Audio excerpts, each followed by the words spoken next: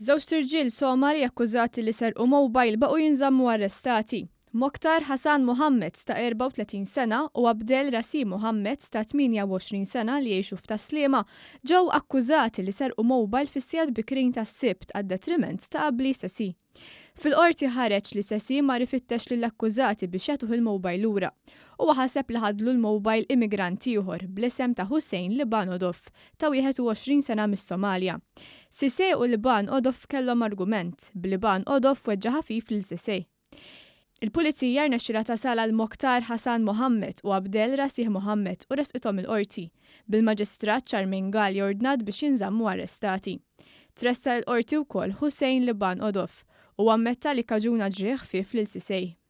Il-Maġistrat Charmaine Gall kundannatu sentenza ta' 6 xhur ħabs sospiżi għal sentejn.